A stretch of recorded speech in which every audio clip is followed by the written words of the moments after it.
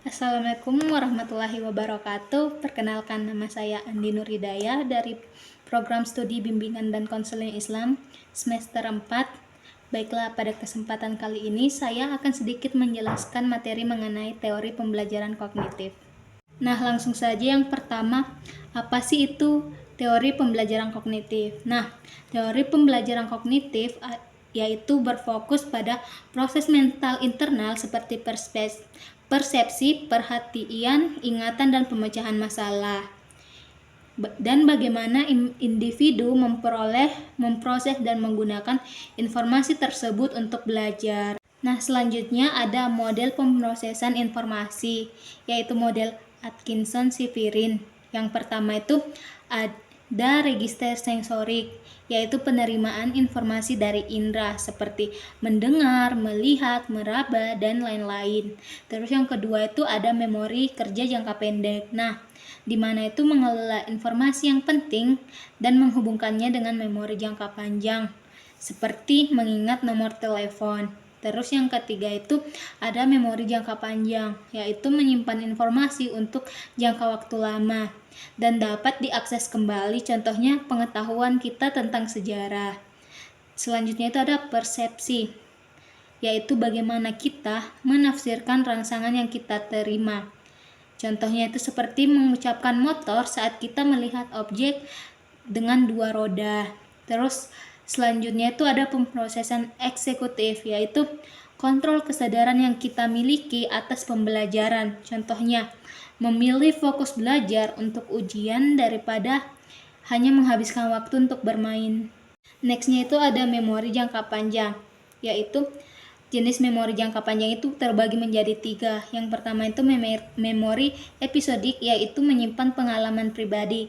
Contohnya mengingat perjalanan liburan yang seru, kenangan dengan teman yang seru, atau mengingat hari-hari spesial orang terdekat kita.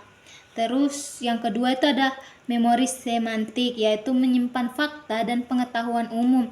Contohnya seperti rumus matematika, fisika, dan lain-lain.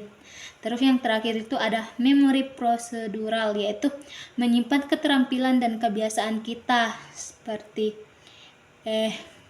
mengendarai sepeda, motor, dan lain-lain.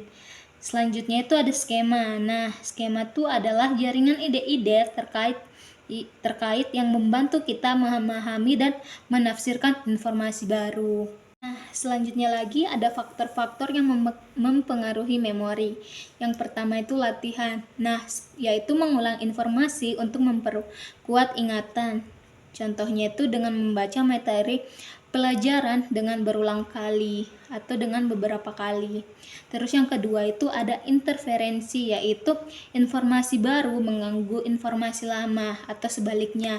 Contohnya itu kayak kesulitan mengingat kata-kata bahasa asing yang sudah dipelajari setelah mempelajari kata-kata baru.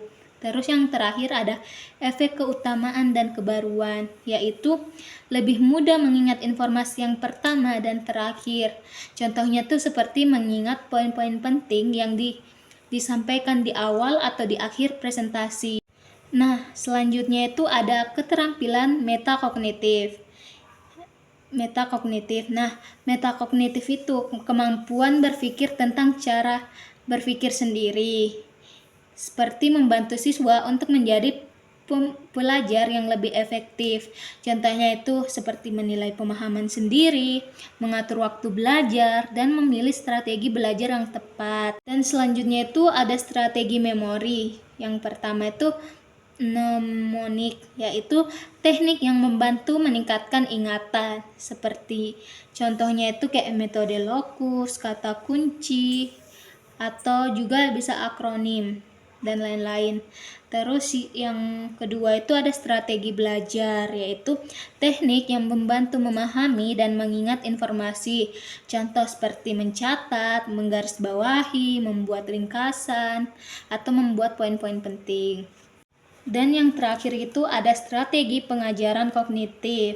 Yang pertama itu ada penyelenggaraan awal, yaitu menyiapkan siswa untuk pembelajaran baru dengan menghubungkannya dengan pengetahuan yang sudah ada atau yang sudah dimiliki sebelumnya. Yang kedua itu ada analogi, yaitu membuat perbandingan dengan konsep yang sudah familiar.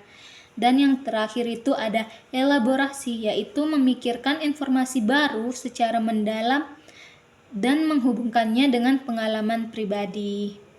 Baiklah, itu tadi penyampaian materi dari saya. Lebih dan kurangnya mohon dimaafkan.